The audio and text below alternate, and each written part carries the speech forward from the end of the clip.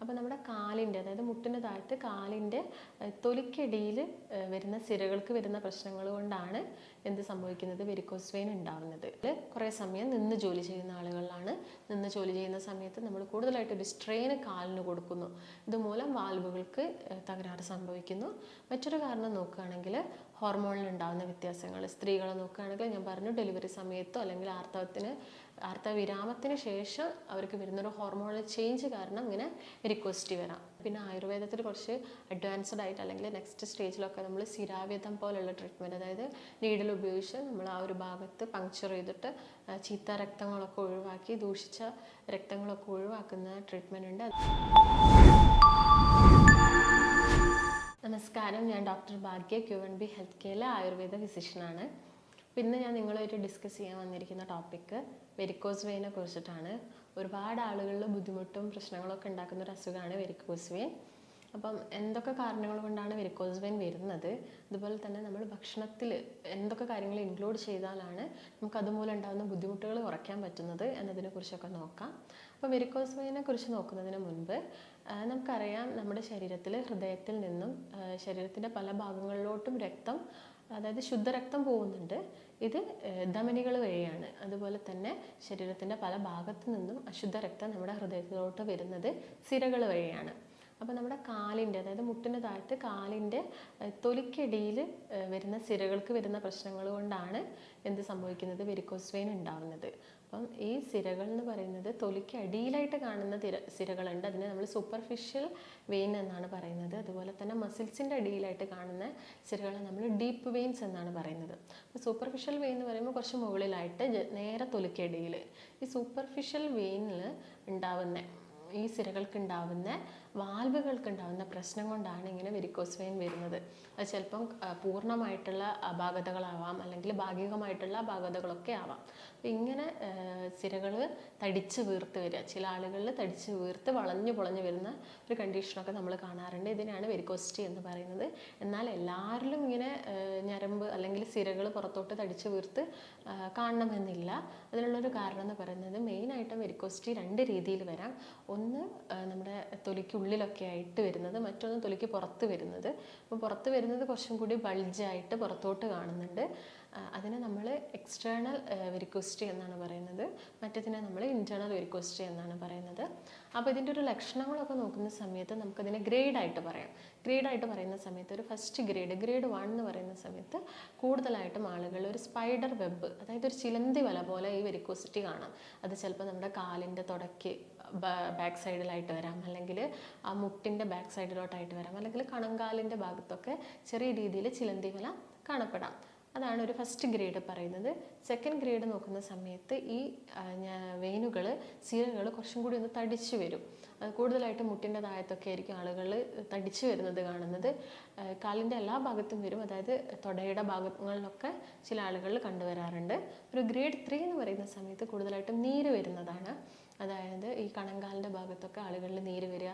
അവർ ചിലപ്പം കൂടുതൽ സമയം നിന്ന് ജോലി ചെയ്യുന്ന ആളുകളാണെങ്കിൽ കൂടുതലായിട്ട് ഒരു വൈകുന്നേരങ്ങളാവുന്ന സമയത്തായിരിക്കും ഈ നീര് വന്ന് കിടക്കുന്നുണ്ടാവുക. രാവിലെ ചിലപ്പം ഉറങ്ങി എണീറ്റ് കഴിയുന്ന സമയത്ത് നീരൊക്കെ പോകും. പിന്നീടും വീണ്ടും നമ്മുടെ ജോലിയുടെ ഭാഗമായിട്ട് അത് വരും. അതുകൊണ്ട് തന്നെ ഇതിന് നമ്മളൊരു ഒക്യുപ്പേഷണൽ ഡിസീസ് എന്നാണ് പറയുന്നത്. കൂടുതലായിട്ടും ഈ നിന്ന് ജോലി ചെയ്യുന്ന പോലീസ്, സെക്യൂരിറ്റീസ്, ഈ ട്രാഫിക് പോലീസസ്, നഴ്സസ്, ടീച്ചേഴ്സ്, ഇവരിലൊക്കെയാണ് ഇത് കൂടുതലായിട്ടും കാണുന്നത്. അതുപോലെ തന്നെ സ്ത്രീകളിലും നമ്മൾ പറയാറുണ്ട് കുറച്ച് കൂടുതലായിട്ടാണ് കാണുന്നതെന്ന്. അതിനുള്ളൊരു കാരണം എന്ന് പറയുന്നത്, ഈ പ്രസവ സമയത്ത് അല്ലെങ്കിൽ അവർ കൂടുതൽ സ്ട്രെയിൻ ചെയ്യുക, അല്ലെങ്കിൽ ഈ പ്രഗ്നൻ്റ് ആയിരിക്കുന്ന സമയത്ത് അവർക്ക് വരുന്നൊരു വെയിറ്റ് ഗെയിന്, അല്ലെങ്കിൽ ഒരു ഹോർമോണൽ ചേഞ്ചൊക്കെയാണ്. എന്നാൽ ഒരു 70% സ്ത്രീകളിലും ഒരു ഡെലിവറി കഴിഞ്ഞതിന് ശേഷം ഇത് നോർമൽ ആവാറുണ്ട്. ഒരു 30% ആളുകളിൽ മാത്രമേ ഇത് അങ്ങനെ തന്നെ, അതായത് ആ ഒരു വേദനയും കടച്ചിലും കാര്യങ്ങളൊക്കെ ഉണ്ടാവാറുള്ളൂ. പിന്നെ ഒരു 4th സ്റ്റേജ് എന്നൊക്കെ പറയുന്ന സമയത്താണ് അവിടെ ഒരു നിറവ്യത്യാസവും അതുപോലെ തന്നെ ചൊറിച്ചിലൊക്കെ അനുഭവപ്പെടും ഒരു കണങ്കാലിൻ്റെ ഭാഗത്ത്. അതായത് ഒരു അൾസറിൻ്റെ മുൻപുള്ളൊരു സ്റ്റേജാണ് ഇങ്ങനെ നിറവ്യത്യാസവും അതുപോലെ നന്നായിട്ടുള്ളൊരു ചൊറിച്ചിലൊക്കെ ഉണ്ടാവുന്നത്. അപ്പോൾ ഒരു 5th സ്റ്റേജിൽ അൾസറായിട്ട് മാറാം, വ്രണങ്ങളായിട്ട് മാറാം. ഒരു 6th ഒക്കെ ആവുന്ന സമയത്താണ് ബ്ലീഡിങ് കൂടുതലായിട്ടൊക്കെ കണ്ടുവരുന്നത്. അപ്പോൾ ലക്ഷണങ്ങൾ പറയുകയാണെങ്കിൽ നമ്മൾ മെയിനായിട്ടും ഈ ഗ്രേഡ് അനുസരിച്ചിട്ടാണ് പറയുന്നത്. ഇനി കാരണങ്ങൾ നോക്കുകയാണെങ്കിൽ ആദ്യം തന്നെ പറയേണ്ട ഒരു കാരണം പ്രായം തന്നെയാണ്. പ്രായമാവുന്നതിനനുസരിച്ച് നമ്മുടെ മസിൽസ്, കാലുകളിലുള്ള മസിൽസിന് വരുന്നൊരു വീക്ക്നെസ്, ബലക്കുറവ് ഉണ്ടാവുക, അതുപോലെ തന്നെ രക്തക്കുഴലുകളുടെ ഇലാസ്റ്റിസിറ്റി നഷ്ടപ്പെടുക, അതുമൂലം തന്നെ രക്തക്കുഴലുകൾ ഉണ്ടാക്കിയിരിക്കുന്ന കൊളാജൻ, ഇലാസ്റ്റിൻ, പ്രോട്ടീൻസ് ഒക്കെ കുറയുക. ഇതുമൂലം പ്രായമാകുന്ന സമയത്ത് വെരിക്കോസിറ്റി വരാനുള്ളൊരു ചാൻസ് കൂടുതലാണ്. മറ്റൊരു കാരണം നോക്കുകയാണെങ്കിൽ പാരമ്പര്യമാണ്. അതായത് ഇപ്പം നമ്മളെ വീട്ടിലാർക്കെങ്കിലും ഉണ്ടെങ്കിൽ ചിലപ്പോൾ അത് നമ്മളെ നെക്സ്റ്റ് ജനറേഷനിലും വരാനുള്ളൊരു ചാൻസ് ഉണ്ട്. മറ്റൊരു കാരണം നോക്കുകയാണെങ്കിൽ കുറേ സമയം നിന്ന് ജോലി ചെയ്യുന്ന ആളുകളിലാണ്. നിന്ന് ജോലി ചെയ്യുന്ന സമയത്ത് നമ്മൾ കൂടുതലായിട്ടൊരു സ്ട്രെയിൻ കാലിന് കൊടുക്കുന്നു. ഇതുമൂലം വാൽവുകൾക്ക് തകരാറ് സംഭവിക്കുന്നു. മറ്റൊരു കാരണം നോക്കുകയാണെങ്കിൽ ഹോർമോണിൽ ഉണ്ടാകുന്ന വ്യത്യാസങ്ങൾ. സ്ത്രീകളെ നോക്കുകയാണെങ്കിൽ ഞാൻ പറഞ്ഞു, ഡെലിവറി സമയത്തോ അല്ലെങ്കിൽ ആർത്തവവിരാമത്തിന് ശേഷം അവർക്ക് വരുന്നൊരു ഹോർമോണൽ ചേഞ്ച് കാരണം ഇങ്ങനെ വെരിക്കോസിറ്റി വരാം. പിന്നുള്ളൊരു കാരണം നോക്കുകയാണെങ്കിൽ ന്യൂട്രീഷണൽ ഡെഫിഷ്യൻസിയാണ്. അതായത് എന്തെങ്കിലും ഒരു ന്യൂട്രീഷൻ, വൈറ്റമിൻസിൻ്റെയോ മിനറൽസിൻ്റെയോ ഒക്കെ ഡെഫിഷ്യൻസി കാരണം നമ്മുടെ ശരീരത്തിൽ ഒരു അമിനോ ആസിഡ്സ് കൂടുതലായിട്ട് ഉൽപ്പാദിപ്പിക്കപ്പെടുക. അതായത് നാച്ചുറലി പ്രസൻ്റ് ആയിട്ടുള്ള ഒരു ഹീമോസിസ്റ്റിൻ എന്ന് പറഞ്ഞ അമിനോ ആസിഡ്സ് ഇങ്ങനെ ന്യൂട്രീഷണൽ ഡെഫിഷ്യൻസി ആവുന്ന സമയത്ത് കൂടുതലായിട്ട് ഉണ്ടാവുന്നു. ഇത് നമ്മുടെ കൊളാജൻ, അതുപോലെ തന്നെ ഇലാസ്റ്റിൻ, പ്രോട്ടീൻസിൻ്റെ ഒക്കെ അളവിൽ കുറവ് വരുത്തുന്നു. അതുമൂലം നമ്മുടെ വാൽവുകൾക്കൊക്കെ തകരാറ് സംഭവിക്കാം, രക്തക്കുഴലുകൾക്ക് ബലം കുറയാം. അതുകൊണ്ട് വെരിക്കോസിറ്റി വരാറുണ്ട്.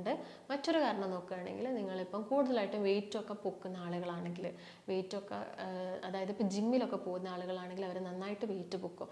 ഈ സമയത്ത് നമ്മൾ കൂടുതൽ ശ്വാസം മുകളിലോട്ട് എടുക്കുന്നത്, അതായത് ഓക്സിജൻ മുകളിലോട്ട് എടുക്കുന്ന സമയത്ത് താഴത്ത് നിന്ന്, അതായത് കാലിൽ നിന്നും മുകളിലോട്ട് രക്തം തിരിച്ചു വരണം. അവിടെ ഒരു സ്റ്റാഗ്നേഷൻ അല്ലെങ്കിൽ ഈ ഒരു ബ്ലഡിൻ്റെ ഫ്ലോ അവിടെ കുറയുന്നു. ഇതുമൂലം നമുക്ക് എന്ത് വരാം? വെരിക്കോസിറ്റി വരാം. അപ്പോൾ മെയിനായിട്ട് പറയുകയാണെങ്കിൽ ഇതൊക്കെ തന്നെയാണ് പ്രധാന കാരണങ്ങൾ. അതുപോലെ തന്നെ വെയിറ്റ്, അമിത ഭാരം ഉണ്ടാകുന്നത്, വെരിക്കോസ് വെയിൻ ഉള്ള ആളുകൾ പിന്നീട് ഭാരം കൂടുന്നത് ശ്രദ്ധിക്കണം. അതുപോലെ തന്നെ അവർക്ക് ഇടയ്ക്കിടയ്ക്ക് വരുന്ന കോൺസ്റ്റിപ്പേഷനും കാര്യങ്ങളും ഈ കണ്ടീഷന് വല്ലാതെ, അതായത് ആ ഒരു കണ്ടീഷൻ വല്ലാതെ സീവിയർ ആക്കാനുള്ളൊരു കാരണം കൂടിയാവുന്നുണ്ട്. അപ്പോൾ ഇതൊക്കെ തന്നെയാണ് പ്രധാനപ്പെട്ട ചില കാരണങ്ങൾ. അപ്പോൾ ഇതിനു വേണ്ടി നിങ്ങൾ ശ്രദ്ധിക്കേണ്ട ചില കാര്യങ്ങൾ എന്തൊക്കെയാണെന്ന് വെച്ചാൽ, ഒന്ന് ലോങ് സ്റ്റാൻഡിങ്, കുറേ സമയം നിന്ന് ജോലി ചെയ്യുന്നവർ, കുറേ സമയം കണ്ടിന്യൂസ് ആയിട്ട് ഇരുന്ന് ജോലി ചെയ്യുന്ന ആളുകളിലൊക്കെ വെരിക്കോസിറ്റി വരും. ഇങ്ങനെയുള്ള ആളുകൾ പകൽ സമയം നിൽക്കുമ്പം കംപ്രഷൻ സ്റ്റോക്കിങ്സ് യൂസ് ചെയ്യുക. ഇപ്പം ഒരുപാട് കംപ്രഷൻ സ്റ്റോക്കിങ്സ് അവൈലബിൾ ആണ്. അത് മാക്സിമം പകൽ സമയത്ത് യൂസ് ചെയ്യുക. രാത്രി കിടന്ന് ഉറങ്ങുന്ന സമയത്താണെങ്കിൽ ബാൻഡേജസ് യൂസ് ചെയ്യുക. ബാൻഡേജസ് യൂസ് ചെയ്യുന്ന സമയത്ത് നിങ്ങൾ എപ്പോഴും കാലിൻ്റെ താഴ്ഭാഗത്ത് നിന്ന് മുകളിലോട്ട് വലിച്ചു വേണം കെട്ടാൻ. അപ്പം രാത്രി കെട്ടുന്ന സമയത്ത് കുറച്ച് ടൈറ്റായിട്ട് കെട്ടിയിട്ട് കിടന്നുറങ്ങുക. അതാണ് മെയിനായിട്ട് ശ്രദ്ധിക്കേണ്ടത്. അതുപോലെ തന്നെ എപ്പോഴും നമ്മുടെ ഹാർട്ടിനേക്കാളും കുറച്ച് ഉയർന്ന് വേണം നമ്മുടെ കാലുണ്ടാവാൻ. അതുകൊണ്ടൊരു 2-3 തലയണ വെച്ചിട്ട് അതിൻ്റെ മുകളിൽ കാല് വെച്ച് കിടന്നുറങ്ങാനും നോക്കുക. പിന്നെ നമ്മൾ എന്തായാലും ഒരു വേദനയും കടച്ചിലൊക്കെ ഉള്ളതുകൊണ്ട് തന്നെ നമ്മൾ എന്തായാലും ഒരു ഓയിൽ മസാജോ കാര്യങ്ങളൊക്കെ എന്തായാലും ചെയ്യും. ഇങ്ങനെ മസാജൊക്കെ ചെയ്യുന്ന സമയത്ത് അധികം പ്രഷർ കൊടുക്കരുത്. പ്രഷർ കൊടുക്കുന്ന സമയത്ത് ഈ രക്തക്കുഴലുകളുടെ ഭിത്തിയിൽ, അതായത് വാൽവിന് തകരാറ് സംഭവിച്ചതുകൊണ്ട് തന്നെ അവിടെ രക്തം കട്ട പിടിക്കാനുള്ളൊരു ചാൻസ് ഉണ്ട്. അതുകൊണ്ടാണ് ഈ ഞരമ്പുകളും സിരകളൊക്കെ പുറത്തോട്ട് തടിച്ച് കാണുന്നത്. അപ്പോൾ നമ്മൾ കൂടുതൽ പ്രഷർ ചെയ്ത് മസാജ് ചെയ്യുന്ന സമയത്ത് ഈ കട്ടകളൊക്കെ അത് ഭിത്തിയിൽ നിന്നും ചെറുതായിട്ട് അടർന്നിട്ട് ശരീരത്തിൻ്റെ മറ്റു ഭാഗങ്ങളിലൊക്കെ പോയി പറ്റിപ്പിടിച്ചിരിക്കാം. അത് ചിലപ്പം സ്ട്രോക്ക് പോലുള്ള കണ്ടീഷൻസൊക്കെ ഉണ്ടാക്കാം. അതുപോലെ തന്നെ അധികം ചൂട് പിടിക്കുന്നതും നല്ലതല്ല. അധികം ചൂട് പിടിക്കുകയൊന്നും വേണ്ട. അതുപോലെ തന്നെ അധികം പ്രഷർ ചെയ്ത് മസാജ് ചെയ്യരുത്. ഇതുപോലെ തന്നെ മസാജ് ചെയ്യുന്ന സമയത്ത് എപ്പോഴും താഴ്ഭാഗത്ത് നിന്ന് മുകൾ ഭാഗത്തേക്ക് വേണം മസാജ് ചെയ്യാൻ. നോർമലി നമ്മൾ എന്ത് കണ്ടീഷൻസിനും മുകളിൽ നിന്ന് താഴോട്ടാണ്, എന്നാൽ ഇത് എപ്പോഴും താഴ്ഭാഗത്ത് നിന്ന് മുകൾ ഭാഗത്തോട്ട് വേണം മസാജ് ചെയ്യാൻ. ഇതൊക്കെയാണ് ശ്രദ്ധിക്കേണ്ടത്. അതുപോലെ തന്നെ ശ്രദ്ധിക്കേണ്ട ഒരു കാര്യം, അമിത ഭാരം ആവാതെ നോക്കുക, മലബന്ധം കുറയ്ക്കുക, പിന്നെ രക്തം ശുദ്ധീകരിക്കുന്ന ഭക്ഷണങ്ങൾ ഇൻക്ലൂഡ് ചെയ്യുക. അതായത് ചെറുനാരങ്ങ, മഞ്ഞൾ, ഇലക്കറികൾ ധാരാളം കഴിക്കാൻ നോക്കുക. അതുപോലെ തന്നെ വെള്ളം ധാരാളം കുടിക്കുക. എക്സസൈസ് ചെയ്യുന്ന സമയത്ത് വിഗറസ് ആയിട്ട്, അതായത് ഭയങ്കര ശക്തിയോടുകൂടി എക്സസൈസ് ഒന്നും ചെയ്യേണ്ട ആവശ്യമില്ല. വെരിക്കോസ് വെയിൻ ഉള്ള ആളുകൾ അങ്ങനെ ചെയ്യുന്ന സമയത്ത് അവരുടെ കാലിൻ്റെ വേദന കൂടാനുള്ളൊരു ചാൻസ് ഉണ്ട്. അതുകൊണ്ട് നടത്തൊക്കെ ആണെങ്കിൽ തന്നെ ഒരു ഹാഫ് ആൻ അവർ നടക്കുന്നത് വളരെ സ്ലോ ആയിട്ട് മെല്ലെ മെല്ലെ നടക്കുന്നതായിരിക്കും കുറച്ചും കൂടി നല്ലത്. അപ്പോൾ ഇതൊക്കെയാണ് മെയിനായിട്ട് ശ്രദ്ധിക്കേണ്ട കാര്യങ്ങൾ. ഇനി നിങ്ങൾ എന്തൊക്കെ സാധനങ്ങളാണ് ഭക്ഷണത്തിൽ ഇൻക്ലൂഡ് ചെയ്യേണ്ടതെന്ന് നോക്കുന്ന സമയത്ത് ആദ്യം തന്നെ നമുക്ക് മലബന്ധം കുറയ്ക്കണം. അതുപോലെ തന്നെ ഓവർ വെയിറ്റ് ഉള്ള ആളുകളാണെങ്കിൽ വെയിറ്റ് റെഡ്യൂസ് ചെയ്യുക. അപ്പം മലബന്ധം കുറയ്ക്കാൻ നമ്മൾ കൂടുതലായിട്ടും ഫൈബേഴ്സ് അടങ്ങിയ, നാരുകൾ അടങ്ങിയ ഭക്ഷണങ്ങളാണ് കഴിക്കേണ്ടത്. അതെന്ന് പറയുന്ന സമയത്ത് ഇപ്പോൾ പഴങ്ങളാണെങ്കിലും പച്ചക്കറികളാണെങ്കിലും ഒക്കെ നാരുകൾ അടങ്ങിയത് കഴിക്കാം. പഴങ്ങൾ കഴിക്കുന്ന സമയത്ത് ജ്യൂസ് ആക്കുന്ന സമയത്ത് നാര് പോവും. അപ്പോൾ നോർമലി കട്ട് ചെയ്ത് കഴിക്കാൻ നോക്കുക. പച്ചക്കറികൾ നോക്കുകയാണെങ്കിൽ beans, capsicum, broccoli, cauliflower, cabbage, ഇതിലൊക്കെ ഒരുപാട് നാരുകളുണ്ട്. അതുപോലെ തന്നെ ഇലക്കറികൾ കഴിക്കാൻ നോക്കുക. ഇലക്കറികൾ കഴിക്കുന്ന സമയത്ത് അതിൽ ഒരുപാട് മാഗ്നീഷ്യം ഉണ്ട്. മാഗ്നീഷ്യം ഉള്ളതുകൊണ്ട് തന്നെ നമ്മുടെ മസിൽസിനൊക്കെ അതൊരു ബലം കൊടുക്കും. പിന്നെ ഇലക്കറികൾ കഴിക്കുമ്പോൾ നമ്മൾ മൂത്രത്തിൻ്റെ അളവ് കൂടുന്നത് വഴി ഇങ്ങനെ ഉണ്ടാകുന്ന നീരുകളൊക്കെ കുറയ്ക്കാൻ സഹായിക്കും. ഇതാണ് ഇലക്കറികൾ കഴിക്കുക. അതുപോലെ തന്നെ തവിടുള്ള ധാന്യങ്ങൾ, അരികളൊക്കെ ഭക്ഷണത്തിൽ ഇൻക്ലൂഡ് ചെയ്യാൻ നോക്കുക. അതോടൊപ്പം തന്നെ ഇഞ്ചി കഴിക്കുക. ഇഞ്ചി കഴിക്കാൻ പറയുന്നത് ഇഞ്ചിയിൽ നമ്മുടെ രക്തം കട്ട പിടിക്കുന്ന ഒരു ഫൈബ്രിൻ എന്ന് പറയുന്നൊരു ഘടകമാണ് രക്തം കട്ട പിടിക്കാൻ സഹായിക്കുന്നത്. ഇത് ബ്രേക്ക് ഡൗൺ ചെയ്യാൻ ഇഞ്ചി സഹായിക്കും. അതുകൊണ്ട് ഇഞ്ചി നീര് കഴിക്കുക, അല്ലെങ്കിൽ അത് ചായയാക്കിയൊക്കെ നിങ്ങൾക്ക് ഉപയോഗിക്കാം. മറ്റൊരു കാര്യം പറയുന്നത് റൂട്ടിനാണ്. റൂട്ടിൻ എന്ന് പറയുന്നത് കൊളസ്ട്രോൾ, ബി പി ഒക്കെ കുറയ്ക്കാൻ സഹായിക്കുന്ന ഒരു ഫ്ലാവനോയിഡാണ്. ആൻറ്റി ഇൻഫ്ലമേറ്ററി ആണ്. അതുപോലെ തന്നെ അത് ആൻറ്റി ഓക്സിഡൻ്റ് ആണ്. കൂടുതലായിട്ടും ബെറി ഫ്രൂട്ട്സിലാണ് കാണുന്നത്. അതായത് ബ്ലൂബെറി, ബ്ലാക്ക്ബെറി, പിന്നെ നമ്മുടെ ആപ്പിളിൽ കാണുന്നുണ്ട്, അതുപോലെ തന്നെ മുന്തിരിയിൽ കാണുന്നുണ്ട്. അപ്പോൾ ഇതൊക്കെ ഭക്ഷണത്തിൽ ധാരാളം ഇൻക്ലൂഡ് ചെയ്യാവുന്ന സമയത്ത് നമ്മുടെ വാൽവുകൾക്കൊക്കെ ബലം കിട്ടും.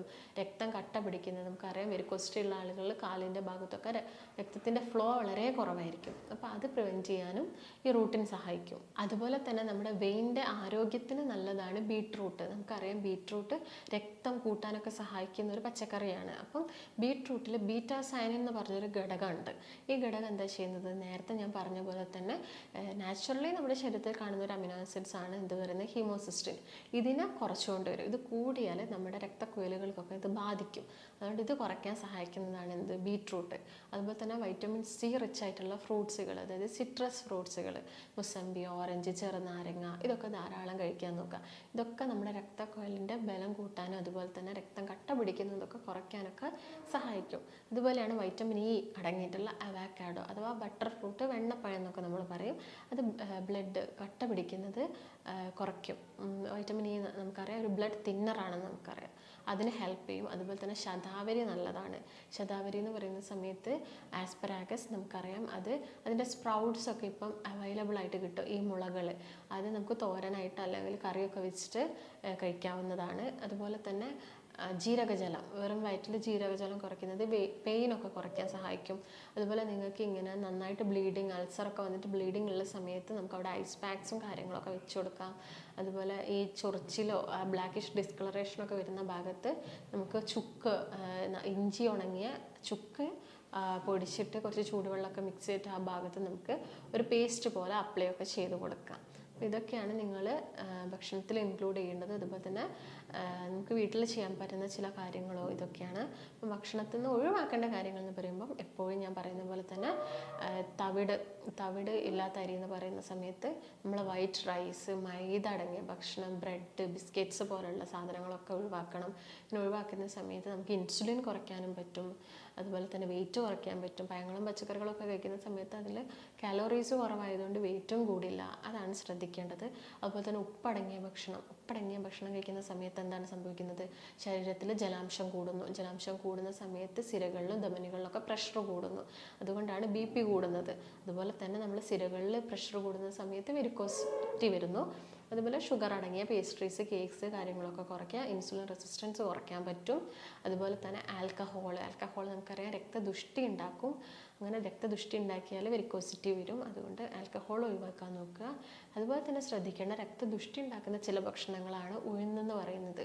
ഉഴുന്ന്, മുതിരയൊക്കെ നമുക്കറിയാം. നമ്മൾ മഴക്കാലത്താണ് കൂടുതലായിട്ടും മുതിര കഴിക്കുക. ചൂടുള്ള സമയത്ത് പിത്തം കൂട്ടും മുതിര കഴിച്ചാൽ. അതുകൊണ്ട് തന്നെ രക്തദുഷ്ടി ഉണ്ടാവും. അതുകൊണ്ടാണ് മഴക്കാലത്ത് കഴിക്കുന്നത്. അതുപോലെ തന്നെ ഉഴുന്ന് കഴിക്കുന്ന സമയത്ത് ഈ അൾസർ ഉള്ള ആളുകൾക്ക് ചിലപ്പം ഉഴുന്ന് കഴിച്ചാൽ ഈ അൾസർ പൊട്ടിപ്പോകാനുള്ളൊരു ചാൻസ് ഒക്കെ ഉണ്ട്. പൊട്ടി അത് ഒലിക്കാനുള്ളൊരു ചാൻസ് ഒക്കെ ഉണ്ട്. അതുകൊണ്ട് ഉഴുന്ന് ഒഴിവാക്കുക, മുതിര ഒഴിവാക്കുക. എള്ള് രക്തം കൂട്ടുകയും പിത്തദുഷ്ടി ഉണ്ടാക്കുകയൊക്കെ ചെയ്യും. അത് ഒഴിവാക്കുക. ശർക്കര ഒഴിവാക്കേണ്ടതുണ്ട്. ചില പ്രോട്ടീൻസ് നിങ്ങൾ ഒഴിവാക്കേണ്ടി വരും. ചില ആളുകൾക്ക് പാൽ അലർജി ആയിരിക്കും.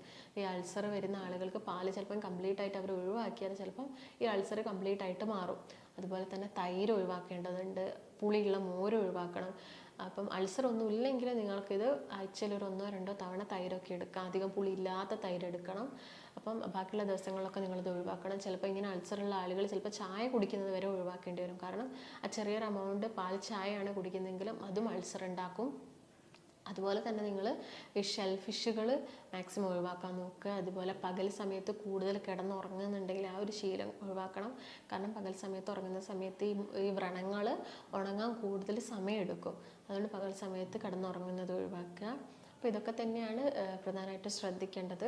അതുപോലെ തന്നെ വ്രണമൊക്കെ ആകുന്ന സമയത്ത് നമ്മൾ ചൂടുവെള്ളമൊക്കെ ഉപയോഗിച്ചിട്ട് വ്രണം കഴുകി നല്ല വൃത്തിയായിട്ട് ക്ലീനായിട്ട് ഹൈജീനിക്കായിട്ട് വെക്കണം. ഇല്ലെങ്കിൽ ഇൻഫെക്ഷൻസും കാര്യങ്ങളൊക്കെ കൂടും, അത് സ്പ്രെഡ് ആവാനുള്ള ചാൻസും അതാണ്. അപ്പോൾ നമ്മൾ കൂടുതലായിട്ടും കാർബോഹൈഡ്രേറ്റ്സ് കുറച്ചുകൊണ്ട് മറ്റുള്ള ഭക്ഷണങ്ങൾ ഇൻക്ലൂഡ് ചെയ്യാൻ നോക്കുക.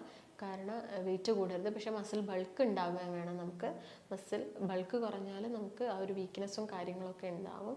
അപ്പോൾ മെയിനായിട്ട് ശ്രദ്ധിക്കേണ്ടത് ഇതാണ്. പിന്നെ ആയുർവേദത്തിൽ കുറച്ച് അഡ്വാൻസ്ഡ് ആയിട്ട് അല്ലെങ്കിൽ നെക്സ്റ്റ് സ്റ്റേജിലൊക്കെ നമ്മൾ സ്ഥിരാവ്യതം പോലുള്ള ട്രീറ്റ്മെൻറ്റ്, അതായത് നീഡിൽ ഉപയോഗിച്ച് നമ്മൾ ആ ഒരു ഭാഗത്ത് പങ്ക്ചർ ചെയ്തിട്ട് ചീത്ത രക്തങ്ങളൊക്കെ ഒഴിവാക്കി ദൂഷിച്ച രക്തങ്ങളൊക്കെ ഒഴിവാക്കുന്ന ട്രീറ്റ്മെൻറ്റ് ഉണ്ട്. അതുപോലെ തന്നെ ജലൗകാവചരണം എന്ന് പറയുന്നത് അട്ട ചികിത്സയാണ്. അട്ട ഉപയോഗിച്ച് നമ്മൾ ആ ഒരു ഭാഗത്തെ രക്തത്തെയൊക്കെ ശുദ്ധീകരിക്കുന്ന മെത്തേഡും ഉണ്ട്. അപ്പോൾ നിങ്ങൾക്ക് എല്ലാ കാര്യങ്ങളും മനസ്സിലായെന്ന് വിചാരിക്കുന്നു. അപ്പോൾ എന്തെങ്കിലും സംശയങ്ങളോ കാര്യങ്ങളോ ഉണ്ടെങ്കിൽ താഴെ കാണുന്ന നമ്പറുമായിട്ട് ബന്ധപ്പെടുക. ഒരുപാട് ട്രീറ്റ്മെൻറ്റ്സ് വെരിക്കോസ് വെയിന് വേണ്ട ഒരുപാട് ട്രീറ്റ്മെൻറ്റ്സും കാര്യങ്ങളും ആയുർവേദത്തിൽ അവൈലബിൾ ആണ്. അപ്പോൾ നമുക്ക് മറ്റൊരു നല്ല വീഡിയോ ആയിട്ട് വീണ്ടും കാണാം. നന്ദി.